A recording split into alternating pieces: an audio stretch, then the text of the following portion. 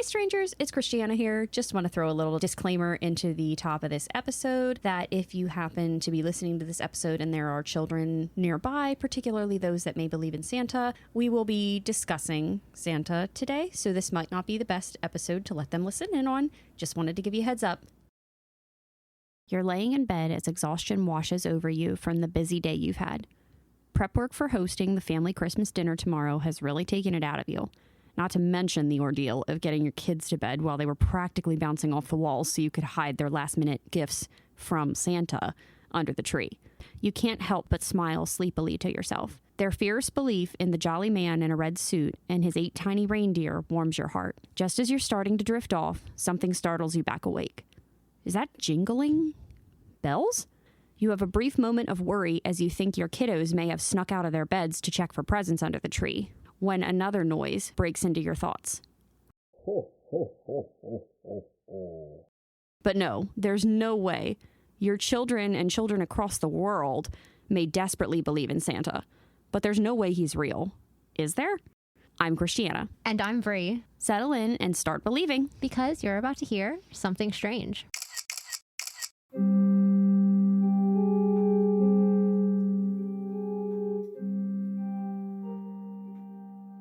Welcome to our Snapshot episode number 6, Tulpas. Woo! Woo! This episode draws back to our main episode about the origins of St. Nicholas. I was like, does it? It does. Like, what does this connect to? It's the origins of St. Nicholas, and since then we've also referenced tulpas in a couple of our episodes. I think we, like, every time we're like, this isn't real, it must be a tulpa. Yes, yeah. So I'm going to do a brief, what are tulpas? Yes. Tell me about tulpas. All right. Educate me. I will educate you. According to good old Wikipedia, a tulpa is a materialized being or thought form, typically in human shape, that is created through spiritual practice and intense concentration. That is a direct quote. Roxy agrees. I also referenced an article from The Medium, which said it defines tulpas as a mental entity that is created through the power of thought and acts independently in parallel to our own consciousness according to our own beliefs. And then there was another article, I have a couple from JSTOR, and one is JSTOR Daily. It describes a tulpa as a paranormal entity created by the thoughts of an individual or a collective. Kind of a thought or belief brought into physical being. Long story short. These entities have a physical manifestation and do have a certain amount of autonomy and sentience. They have their own thoughts, feelings, personalities, and communication styles, or so it is said. Origins of tulpa as a concept are really interesting, actually. So the word itself originates from the Tibetan language. In that language, the word has several meanings, and one of which is phantom. However, the origins of tulpa themselves, or itself, isn't strictly Tibetan. So a lot of this starts with Alexandra David Neal, a European traveler and theosophist who wrote about tulpas in her book called Magic and Mystery in Tibet. The book was written in 1929, so tulpas are a relatively new concept, at least from the Western interpretation of them. The Tibetan translator she worked with, Kazi Dawa Samdup, allegedly studied quote-unquote mystical traditions. And I'm going to read a direct quote from the JSTOR Daily article here. Quote, David Neal described tulpas as phantoms created by magicians and claimed that she herself had made one while in Tibet using, quote-unquote, prescribed concentration of thought and other rites. So to go a bit deeper into David Neal's definition of a tulpa, we need to understand the difference between a tulpa and a tulku. In Tibetan Buddhism, there is an idea that Buddhas possess 3 separate forms or bodies. Is it bad that my brain went to like solid, liquid, and gas? That's Newton, not Buddhism. Or wait, no, is it Newton? Yes. Yeah. Wait, okay. is it? I don't. Listen, science. I work in a soft science for a reason. My brain was like, yes, the three states. Solid, liquid, and gas. And cat. And The fourth state. cats aren't from Earth. You're right. Cats aren't real. They are. They're just not from this planet. That's fair. Okay. So there is a truth body, an enjoyment body, and an emanation body. This is manifested into physical existence by enlightened beings for the purpose of helping suffering beings. To the best that I could understand, a tulku is this quote-unquote emanation body from Buddhism. A tulpa, on the other hand, is a being created and brought into existence by magicians. Now they've entered the chat too. Yes, magicians have entered the chat. David Neal believed that the idea of tulpas were based in the same theories as tulkus were, and she herself asserted that she had actually made a tulpa while in Tibet, using concentrated thought along with other practices. You've seen Rocky Horror Picture Show, right? Is what's his face a tulpa? He was made not by thought, but it's like in just 7 days I can make a man. I think that's a golem. Although I don't know if he was made out of mud, so he was made out of something. We don't know what he was made out of. That's true. Now I have Rocky Horror Picture Show. So, okay. I love Rocky Horror. Allegedly, a Tibetan herdsman could even see the tulpa that David Neal supposedly created. Herdsman. A herdsman. What's he herding? That I don't know. Men? Sheep. He's herding them men. He's herding men. Sorry. That's okay. However, the tulpa had to be destroyed because it got too willful. It's not funny, but it's did it? Well, I guess willful would be it's doing its own thing. It's following its own. It's horrible. Yeah, it wasn't. He just literally did an Old Testament God on him. Yes. Got canceled. Yes. Homeboy got canceled. His manifestation got canceled. I hate it when my manifestation subscription gets canceled by accident. I know. That's awful. It's awful when that happens. So it's worth noting that another author, Walter Evans Wentz, also wrote a book that was translated by the same translator that David Neal used, Kazi Dawa Samdup. And I should clarify, David Neal is a last name. The full name is I said it a little bit earlier. It's the chick. Yeah, that's it's our lady friend. Yeah, Alexandra. Sorry, I just realized that might sound a little confusing. So she actually made a man? Supposedly, yes. It's thought that both of these authors may have been influenced in their understanding of tulpas by this translator. However, it is important to remember that David Neal and Evans Wentz were both studiers of theosophy. Okay. Do you want to tell I know what theosophy is. Okay. Are you going to go into what theosophy is? Yes. Okay. But you're welcome to. Oh no, I'm just curious because it's fascinating. Yeah, it's interesting. So I'm going to start with the Merriam-Webster dictionary definition. 1, teaching about God and the world based on mystical insight. Or 2, often theosophy, the teachings of a modern movement originating in the U.S. in 1875 and following chiefly Buddhist and Brahmanic theories, especially of pantheistic evolution and reincarnation. According to the Theosophical Society of America's website, theosophists, yes. They have a website. They have a whole website. That's beautiful. Theosophists must adhere to 3 objectives stated by the Theosophical Society. Can I guess them? Yeah, go for I it. don't remember what they are. A lot of it's about enlightenment, right? Yes. Be enlightened. Do no harm. That's kind of one of it, yes. Do no harm? Yeah. More specifically, quote, to form a nucleus of the universal brotherhood of humanity without distinction of race, creed, sex, caste, or color. Don't be a jerk is basically what I'm hearing. Love everyone. Yes, I would say do no harm. Do no harm. Follow the path of enlightenment. Yeah. Did I? Oh, God. Okay. So there's two more, but I feel like that kind of covers both of them, like follow the path of enlightenment. So the second one is to encourage the comparative study of religion, philosophy, and science. Hey, that's like most of my undergrad degree. Look at that. Am I accident? Wait, I was gonna say, are you a theosophist? Does this group have like Nazi ties? I don't think so. Okay. I hope not. Like a lot of the mystical. Wait, yeah, a lot of weird stuff happened in Germany. Yes. Yeah.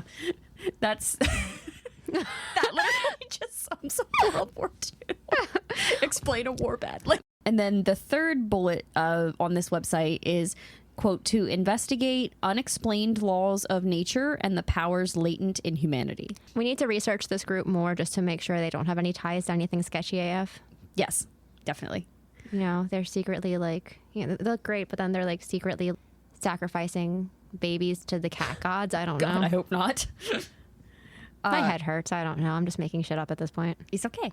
So I'm aware this is kind of a broad statement, but it seems that there is some crossover between Buddhism and theosophy, although they are two separate things. Sounds like they pulled from it. Yeah. So there's going to be crossover if anything with enlightenment is going to be tied into things like Buddhism.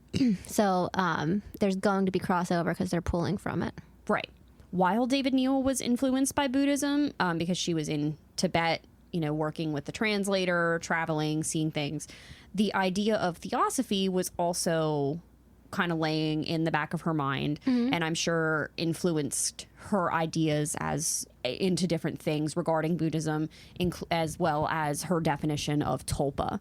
So she kind of blended the two together, whether she did it on purpose or not, but it seems like both of those things did definitely influence her and her writings about tulpas. And while David Neal believed the ideas of tulpas to be from the same theories as tulkus, they are actually more similar to thought forms written about by a different author, Annie Besant, who was a fellow theosophist. One key difference here is that tulkus are extensions of the creator, while tulpas can actually become more sentient to the point of turning on the person or persons who created them. Well, that just sounds like a great time. Yes, that sounds like a recipe for not good things to happen. What does it remind me of? It reminds me of something. Frankenstein, a little bit. Well, but like he's not a thought form though. It reminds me of, and like I know like Slender Man is, you're probably going to talk about him later. We'll talk about him a little bit. There's something very specific from maybe like a horror movie or TV show or something that is like buzzing in my head, and I cannot. We will talk about a specific episode of a specific Supernatural. issue. Yep. Maybe that's what's in there. Everything happens in Supernatural. Supernatural happened in Supernatural. Yes, it did. While the origins of the tulpa aren't necessarily strictly Tibetan, it also wouldn't necessarily be correct to state that they have no relationship with practices from Tibet. Back to the JSTOR Daily article, the authors state that tulpas seem to have emerged from a two-way cultural exchange between theosophists like David Neal and Tibetans like Samdup, the translator. That is a direct quote from that article. So it's a really interesting blend of lore and practices and religion and everything in there to create this new thing. Tulpas, you mean? Mm-hmm. Okay. That is interesting, right? And that is something kind of like how folklore and like beliefs kind of do. What's the word I want? Take in the beliefs around them, and then they change and adapt because of that. And there is a word for that, and I like absorb. Absorb. Does it say intermingle? Intermingle with each other. That sounds like they're like sitting around a little table and drinking some like wine or something. They're having a coffee clutch. Oh. So I want to talk a little bit about tulpamancers. Tulpamancers, which is metal. I love that word. Good. I call it as either a band name or a book title. Probably a book title. It probably already is one. Probably. In more modern times, tulpa could be used to describe a kind of, quote, willed imaginary friend, per wiki, that is sentient and has its own autonomy to an extent. Doctor Who. I know what I'm thinking of now. Doctor Who. Mm-hmm. Is there a tulpa episode in Doctor Who? It's not a tulpa episode, but do you remember the episode? It's It's 10. I think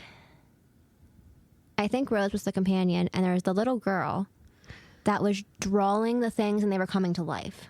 Oh, yes. I know what you're talking about. I'm trying to remember how the rest of that episode went, but I do know what you mean. It was like little aliens that were like all sad and lonely, and I think her dad was like abusive toward, trigger warning. Yeah. I think this little kiddo's dad was abusive towards her, and so like she started drawing these things as like protective, and the little extraterrestrials were like helping them come to life and projecting, like it was like projection almost. Yes, And I do remember that. like they were almost possessing her, but it was giving her the ability to project, and a lot of it was very like, it was very safety motivated. Yeah, like to protect herself. And like she didn't lose control of them, but like they kind of did their own thing. Right. I love how this like ties into so much. Anyways, continue. Sorry, I knew it was going to come to me eventually. No, I love that.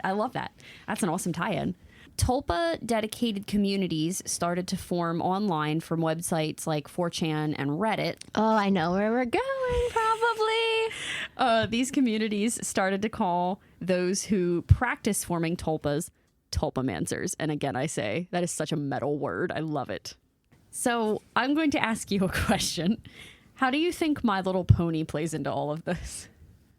I thought we were going with Slender Man, but we're not. I turned the table on you there. Okay, but there are people that are very, you know what? Everyone's likes are welcome here as long as you are not hurting anyone in a consenting adult. Yeah. There are people that really like My Little Pony. Yes. So I could imagine people are trying to make My Little Pony tulpas. You're right. You are correct. There's worse things you could make tulpas out of. Yes. Is it bad that my brain, as I was researching this, I was like, I could make an angel dust. My brain went to Alistair. yours is less damaging. I love this. We made a tulpa by accident. We did. Daddy. And I love him. I think he's great.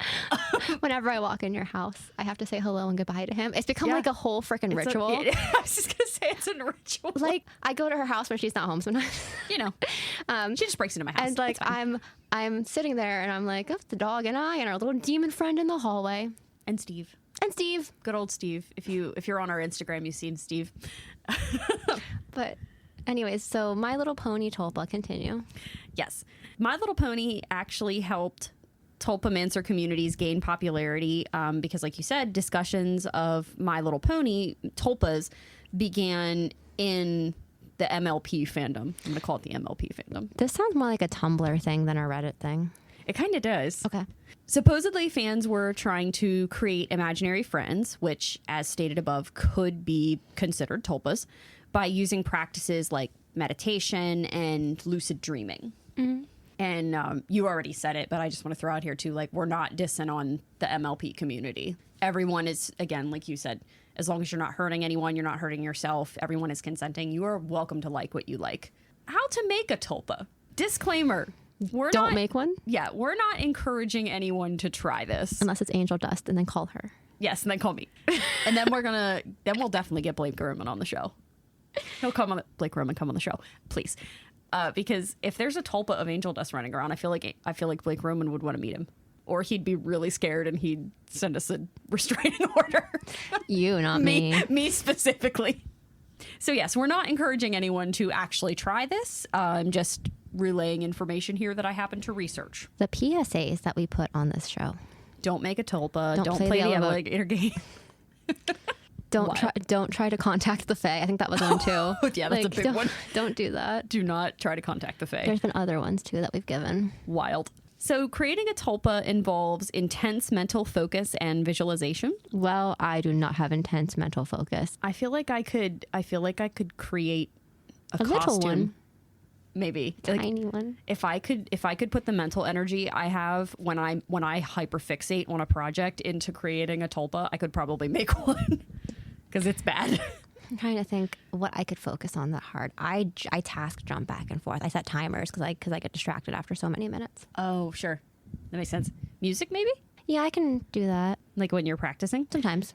Sometimes. But I'm not practicing the same song all the time. I jump around. Oh, true. I don't know. Focus must be maintained over long periods of time to bring the tulpa to life. Well, that's not going to happen for me. No tulpas for me. Intention is also crucial. To succeed in creating a tulpa, a creator needs to have a very clear goal in mind of what they want. Get distracted halfway through and then it accidentally puts something you don't want in there. Yes. Have you ever seen the memes of like when God made me and he's like a little bit of sassiness, a little bit of silliness, and then like some wild trait. It's like, oh shoot, and he spills it. There are several techniques that can be used in the creation of a tulpa, and that is like repeating a mantra, again, visualization. Saying angel dust over and over again. Yes.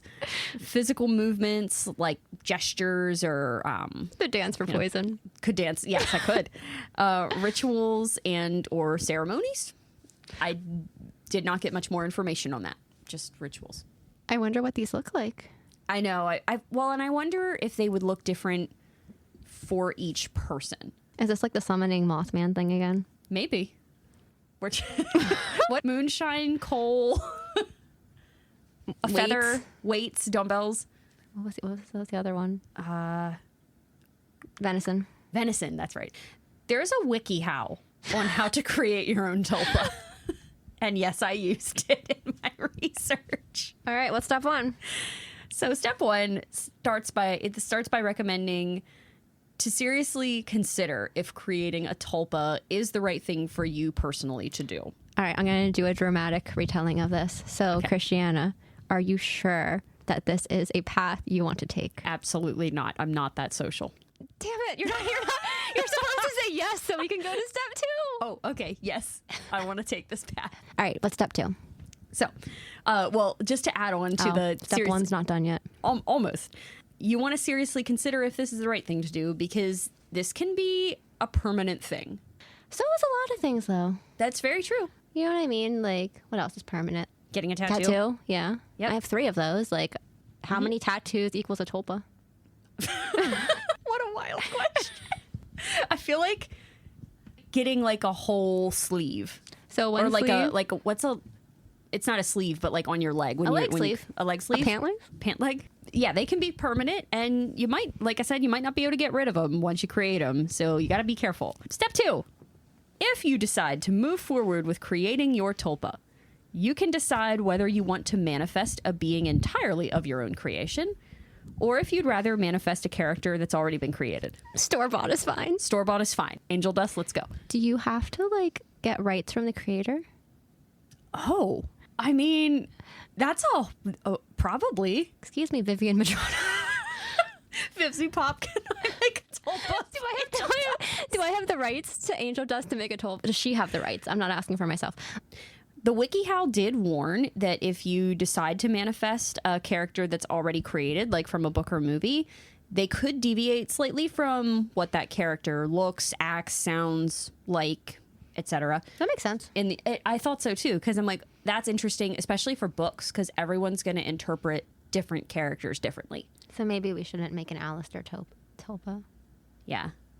You can then sketch out your character if you so choose, as well as write out their physical description to help you visualize them, because you have to have a very, very clear picture in your mind. And I'm going to stop here for a moment and encourage everyone to go to the WikiHow. It will be linked in my sources. That looks like an eldritch horror. It looks like Alistair and the Jersey Devil. Like it literally looks like a Wendigo with abs and wings. Oh my gosh, we create a new cryptid. They literally created a new cryptid. It looks like a character out of haven't mentioned them in a while. Old Gods of Appalachia. There's more. Okay, sketch out. That's where we're at. Can I read this? Yeah. All right, this is what the person wrote. Clothing. Anderson wore a carefully pressed button-down shirt and beige slack. He was often dwarfed by both men and women in his company. He possessed a wiry strength that was concealed by his slender frame. Anderson was old enough to remember when the Beatles had burst onto the scene. I'm like sight reading this too, guys. His face was a still pond in a moonless night, expressionless. No, it wasn't. Long story short, guys, go to that WikiHow and just observe it. There's more. Oh, there's more. No. There's more. There's more pictures. There's more pictures. Like there's like the illustrations of people like visualizing. It's hilarious. I'm gonna get sued by WikiHow. Long story short, visualize your character, really focus in on them, and from there, the WikiHow essentially stated that you should continue to visualize and meditate on your tulpa, and also to start interacting with them by having conversations and showing them things like around your space, like around your house. Do you see the videos of showing so-and-so things they've never seen before? Yes, do that with your tulpa. Do that with your tulpa. Take your tulpa for WALKs. Yeah. This is the top of the fridge. Out here is the trash can. This is a TREAT. We're spelling because the dog is here. Up here is the ceiling fan. Yes. There's my singular first place and singular third place ribbons They look on great. my wall of second and fifth place. There's a little is that a unicorn or a horse? There. Right there, the horse. There's a little wee horse. This is a little horse. You could take them to your barn and be like, this is a big horse. I'm going to launch from here into tulpas in pop culture. Oh, yes. And to start, tulpas are actually referenced in the Mothman prophecies, which I did not know that. Is the Mothman a tulpa? Or is he a fairy? Wonder. I think we might have decided he's a fairy or an alien. Everything's a fairy. Everything's a fairy. They're referenced in the Mothman prophecies. Reminder, this book was written in 1975. So the ideas might have been floating around. Yeah. The original, the book by David Neal, Alexandra David Neal, was written in 1929. So really, this is like pretty modern concept, all things considered. The author of the Mothman prophecies wrote in his novel that a different author, Walter Gibson, was being haunted by a character of his own creation called the Shadow. So this is a character that Walter Gibson wrote. Oh, I hate it when that happens. I know. He went on to explain his hypothesis that paranormal figures such as ghosts and even aliens could actually be tulpas brought to life by society's collective belief in them. It's just like, you know, everything's a fae. It's not. Yes. Everything's a tulpa. Everything's a tulpa. Mentions of tulpa in this book is actually what brought the lore of tulpas into a more modern light. From here, I'm going to talk about the supernatural episode that we mentioned earlier. And spoilers, guys, I'm literally going to spoil this entire episode for you. So if you haven't watched Supernatural and you want to, don't listen. Skip ahead. I don't remember what happened in this episode. Oh, I got you. I actually just recently watched this one. Would have been a couple weeks ago now. What season is it in? Season 1, episode 17. Oh, that's when it was still like Monster of the Week type thing. Yes. Yeah. In this episode, the two leads of the show, Sam and Dean. In case you don't know that. This is before the days of Castillo. Yes. Are investigating a haunting in which the spirit of a man who supposedly killed his 6 daughters resides in the old ruins of a house on the outskirts of a town. As one does. As one does. As the episode continues, they discover that the house was never actually haunted at all, but it was a hoax created by a pair of cousins, 2 teenage cousins, that entered the abandoned house and just painted random symbols all over the place. And what tips Dean off to this in the show is that one of the symbols was painted. So Dean's like a rock star or rock fan. Blue Oyster Cult. Yep. Yeah, okay. I had a thought of like, I feel like Blue Oyster Cult is somehow tied into this. Yep. But Reapers are come in late in later seasons. Yes, they do. So I was like, maybe I'm thinking of a different. Okay. So one of the symbols he saw was the symbol for a Blue Oyster Cult, and he was like, wait a second, something's not right here. So that's how they deduced that this is fake. But somehow, some big nasty thing is still residing in this house killing people, because that's what drew them there in the first place. They're like, mysterious murders, let's go check it out. Why not? The teens spread this rumor, and it just grew out of control. Sam and Dean discover next that 2 young men who are just desperate to be paranormal investigators have created a website about this house and the supposed hauntings surrounding it. And they also are looking up symbols in their book, as you do. And they find one of the symbols was a Tibetan spirit symbol. So these people accidentally kind of stumbled upon a real symbol. Yeah, I think it was like the one cousin that was visiting from out of town was like studying religion, was like in a class for religion, and they just were copying symbols out of a textbook. So willy-nilly, because that's smart. Guys, don't do that. Another PSA that we never thought we'd have to say. Don't do that. Don't copy symbols if you don't know what they mean. Exactly. Blue Oyster Cult is fine. The website that the two young men created gained a lot of traction, and due to the number of people believing the haunting story and the power of this Tibetan symbol, the tulpa of the old man's spirit was manifested, and it grew out of control as the episode shows and starts actually hurting people that come into the house and killing people. As we've learned, tulpas are not strictly a Tibetan Buddhist creation, but the basis in the legend is there, which is interesting.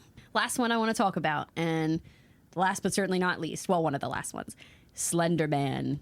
I'd be surprised if people haven't heard of Slender Man. Yes. And I'm not going to go too deep into this just because It could be its own thing. Could be its own thing.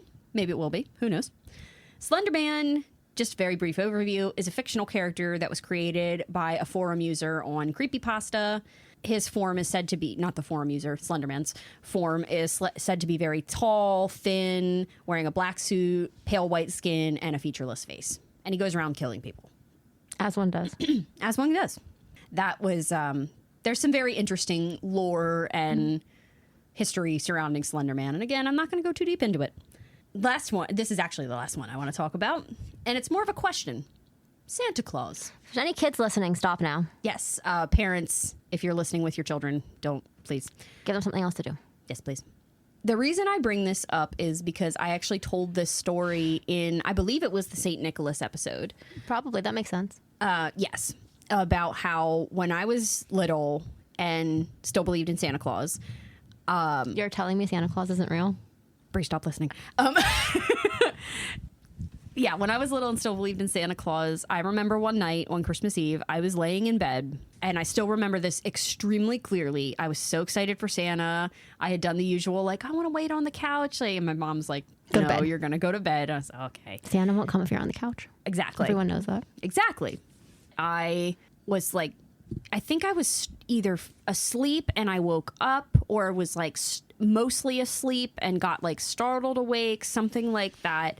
But I very distinctly remember hearing a very, like, a ho, ho, ho, like, outside and scraping on my roof. Like something pawing, standing on top of my roof. The little kid me was like, oh my gosh, Santa's here. And I was like, I have to go back to sleep. And I passed out. So I don't know if that was me being a little kid overexcited for Christmas and dreaming, because I literally could have still been like half asleep and still half dreaming. I don't know if I actually heard something, if I manifested that, if I accidentally created my own tulpa. Who's to say? I mean, that would be something that like so many people put a lot of conscious thought and belief into. And like if you go on Reddit and stuff, there are stories of people who like swear that they have seen a Santa-like figure. Yeah. But there are a lot of people, a lot of times he like, it's the more like, not the, from what I remember, it's been a while since I've been on that particular Reddit dumpster dive. Like instead of like the red coat that we were used to, more of like the traditional green coat is what people see. Oh, okay. Like, is it Santa Claus? Yeah. Yeah. Is what more people report. Yeah. Which is interesting. I don't like, for some reason that is such a freaky concept to me. Like of Santa Claus being real? Yes. Or, I mean, if it comes right down to it, it's a big dude that B&Es into your house. Well, and steals your cookies. Like he's almost more like elven fairy like. That's true. And it's like, okay, but like think about this, right? This is a Christmas episode basically. Okay, so like what do people do for Santa Claus? Well, they basically invite him in with milk and cookies. That's true. They're leaving an offering. Just the idea of like, okay, like you're literally leaving out an offering for this being, and you're leaving out a milk. And you're accepting gifts from it. Yes. Did we just discover that Santa's a fae? So, we have found a Reddit encounter. Yes. So I'm going to read this. The Reddit title is, I have a sentient tulpa, which is essentially Imaginary Friend 2.0 AMA. By Fall Out Boy. By Fall Out Boy. This reads, a tulpa is a companion created through a Tibetan Buddhism tradition of creating a thought form through discipline, training, and meditation. With careful practice, one can define and segment a part of their unconscious brain to act according to their definitions. The tulpa community has adopted this technique to create companions which are fully sentient, can be seen, heard, touched lightly, felt, and even smelled. A A tulpa can think on its own and has its own likes, dislikes, interests, joys, fears, opinions, desires, motivations, and personality. The creator crafts their tulpa with traits in mind and can create anything they can imagine for a tulpa with any array of traits. My tulpa is named Selena. She has pure white hair, pale skin, and dark crimson eyes. Very different from my original version and name for her. She chose this appearance. She enjoys classical music, much to my chagrin, science, religious study, philosophy, and art, of which I have little interest and never intended her to be interested in. She is also fascinated by conflict and insists on watching the news for the latest stories on wars and crime in the world. Feel free to ask either of us questions. Interesting. So that's a person that created their own tulpa. Did they give any updates about it? This is from a while ago. I don't think so. This is 13 years ago. They're holding out on us. They are holding out on us. But there are some questions I could read here. One question says, I'm going to do the Cliff Notes. I was just wondering how it has changed your life, how you kept your motivation throughout the process of creating Selena, and why exactly you decided to create a tulpa. Thanks. The response is, I don't think a tulpa really relates too much to the religion. They were talking about Buddhism a little bit. Mm-hmm. Though the process does borrow from meditation techniques. It's changed my life in that I have a different perspective on things at all times. That second opinion is always there to challenge the biases I have, most of which are almost invisible most of the time. The motivation part is probably the most difficult because you have to rely entirely on yourself in order to get through it. I've mentioned that there's no feedback for quite a while, and feeling as though you're wasting your time or not progressing is the biggest obstacle to overcome. My motivation was that I lead a pretty stressful life, and I needed something to ground me. Meditation was recommended to me more than once, but when I tried it, I was never successful because I never had a goal. Creating a tulpa is useful for that, and it trains your brain to focus very sharply, which is also useful for other things. The mental exercise helps a lot, especially later in life when your physical body isn't what it used to be. I might grow old and tired, but I won't get dementia or Alzheimer's. I have some questions. Yes. So this person is saying, hey, I'm really stressed. There's a lot of stress going on in my life. So I'm going to try and make a whole nother being. Yes. Okay. That's how I read it. Okay. And then I'm not arguing with this person. I don't understand how making a tulpa makes you not have dementia. I think it's like they're going, not the tulpa itself, but like the mental exercises and whatnot strengthens your brain. And like, I get that meditation is very hard for some people because it is very, depending on the type you do, it's very abstract.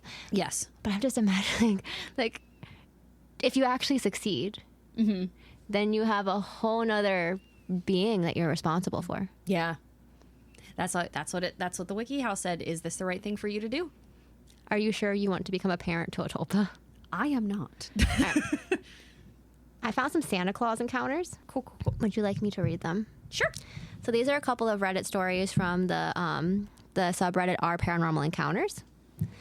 And these are just talking about people seeing Santa Claus. Now, it's not saying that that he's a tulpa, but it is just talking about people seeing the Father Christmas himself. So the initial post just goes on saying, like, about there has been paranormal Santa Claus sightings, and he shared a story of a friend who was 5 or 6 at the time, so take it with what you will, that's me. And also, it gives a story of someone who their neighbor growing up shared a story. So I'm going to start with the neighbor story and then the friends. Okay. So the first one was this neighbor was an elderly woman and shared with the friend that she was walking alone through the snow and she started hearing sleigh bells. And so, of course, when you hear sleigh bells, you look up. Yeah. And she claims that she saw a sleigh with white reindeer. Ooh. And I'm sorry, this is the next part. I'm going to read this verbatim. Okay. The man in the sleigh was muscular. Was a muscular mountain man type with a long beard and pointy green hat. Okay. Like some early renditions of Santa. He was holding a wand. Oh. He's a wizard, Harry. He's a muscular mountain wizard. He's a muscular mountain wizard of a man. Okay, so then this is the friends. I'm going to read it because it's pretty small. Now these Santa sightings. I am intrigued because once when I was about 5 or 6, I was convinced that I saw Santa flying in the sky. I told my mom, at which time she played it up, and later as a teen I brought it up and she said it must have been an airplane, but it definitely wasn't a plane. Huh. It didn't move in a straight, steady line like a plane, nor did it have the blinky lights like a plane. I don't know. I still remember watching it through my bedroom window and watching it in the night sky, weaving up and down. Oh. That sounds cool, but this kid was also 5. Yeah. Exactly how you'd imagine Santa in his sleigh with his reindeer, flying through the sky. It even went across the moon in a very classic silhouette. Oh. You could only see it because of the moonlight. So that was the gist of that. Cool story. Cool story. It sounds kind of like mine in a way, except I heard something, not. Yours is more believable to me because you're not like, I saw a perfect Santa Claus, and I definitely saw it, and it wasn't because I was 5 years old. Right. Do you remember being 5? I don't remember, like, remember things from when I was younger, but I don't remember, like, what ages they were. I don't have a lot of memories. Yeah. Okay, there's some more short ones. Sure. You want me to do in some of them? Sure. So this is a response. And it was, I remember once when I was maybe around 12 or 13, I heard a very clear, is this yours? I did. You were littler then. I was very little. Okay, never mind. And I did not write this on Reddit. So. I remember once when I was maybe around 12 or 13, I heard very clear sleigh bells at around 3 o'clock in the morning. My brother was with me and he heard them too. There was no one outside at the time. It could have been anything though, and not necessarily Santa. That's about everything from my experience. Nothing really exciting like other people experienced. Huh. What do you think of that one? Honestly, the 3 a.m. thing throws me for a bit of a loop. The lack of detail makes it more believable. A comment under this is reading up on tulpas. Oh, funny. Yeah. I think of 3 a.m. and I'm like, ooh, scary things happen at 3 a.m. So I'm like, what was that? I like just the fact that they weren't like giving too much detail. They're like, yeah, it was really weird. I heard what sounded like sleigh bells. My brother collaborated, and 12, 13 is old enough that it's a little more believable. Yeah. Like I think they heard something. Okay, next one. When I was around 3 to 4, I very vividly remember hearing someone in the living room around Christmas time. I crawled down the hallway and behind the couch, and when I peeked around, Santa was putting gifts under the tree. I never saw his face, though, just the back of him, because then I crawled super fast back to my room because I was so excited and I didn't want him to know that I saw him. Once again, the age makes me question it a little bit. How old was it? What'd you say? 3 to 4. 3 to 4. Okay. But also, like, the fact that I went behind the couch. Yeah. Like, I hid behind the couch. That kind of reminds me, it was like a little kid maybe seeing, like, mom or dad. That's, honestly, that's so sweet. I'm hoping some stranger wasn't in their house. Oh, okay. I'm going to finish with this one because this one's cool. Okay. I also saw Santa Claus as a child. I woke up on Christmas morning around 5 a.m. They probably got the very end of the Santa visits. Yeah. I walked out to see what presents he brought. I saw, fair enough. I saw a transparent in color version of him. He was facing the fireplace with his back toward me. I was down the hall. I went a little closer and he slowly turned his head to the side. I didn't want him to see me. At that point, I ran into my parents' room, excited, and woke them up to tell them, Santa's here. And they said, maybe he will eat the cookies we left him. Now go back to bed. Brother. I was only 6 and thought he was real back then. Aww. It wasn't until I was much older that I realized our house was haunted since I saw it. This is a live reaction for both of us, by the way. Oh my God. This is a live reaction for both of us. Ooh. It wasn't till I was much older that I realized our house was very haunted since I saw other paranormal things over the years. Oh my gosh. When you're a child and don't quite understand what you're seeing. When you're a child, you don't quite understand what you're seeing.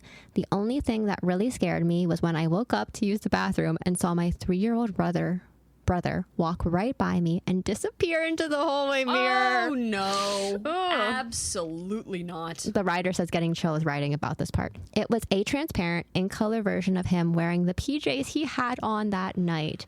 I was terrified and ran into my parents' room to wake them up. These are like the horror movie parents. I told them what I had seen, and they just thought I was having a nightmare. We did have a Ouija board in the house we played with. Get it out of your house. Not sure if that brought the spirits in, though. It did. Years later, we found out it was a burial ground at one point in time. I do feel amazed as an adult that I had these experiences. I also love this sub for the fact that there are so many others who have similar spooky experiences. No one thinks you're crazy either. Dang. We're going to end on that one. That's terrifying. It's the head, to the side. Absolutely not. Absolutely not. Also, that was a live reaction for those, too, because we hadn't read them before. Yeah. But yeah, that's terrifying. Also, the parents that are just not going to check out. You're not going to check out. Make sure no one's in your house. So I grew up in a house that was pretty actively haunted. Yeah. And my parents, my entire childhood, were like, "There's nothing there." When I got older, they were like, "Yeah, we saw it too." Good. I don't think they wanted to. I don't think they wanted to scare me. Yeah. They were trying to protect you. Meanwhile, my brother, I was house sitting and he was like, "Watch out for Grandpa. He's gonna." And my freaking brother had one of those remotes that he could turn the TV from far away, and he kept turning on ghost shows. And I'm like, "Oh my gosh!" I'm just trying. No. I'm just trying. It keeps changing channels. I'm just trying to walk. I wasn't even scared. I was just I was annoyed. You're honestly, yeah.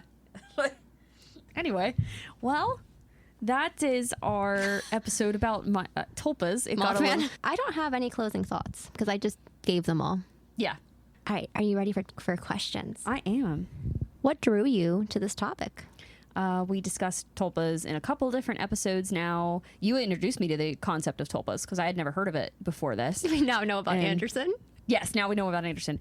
And I thought it'd be interesting to do a deeper dive into them. As with many episodes, I went, this would be a great idea for this season. It's your extra episode. That's fine. I don't mind. I'm a little bit of a control freak.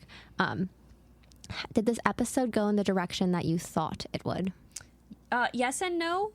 The research kind of did because I just went into the research knowing nothing. So I was expecting to learn a lot and be like, oh, that's interesting. Oh, that's fine. Just learning new things. Anderson took a weird turn. We heart Anderson. We heart Anderson. Go check out that wiki, guys. It's if you need a smile, it's amazing. It's great. Anderson is, okay, I'm going to describe him beautifully. So picture a Wendigo. Yes. But more deer than demon. Yes. With wings and a six-pack. Like a defined six-pack. He is not missing gym days. No.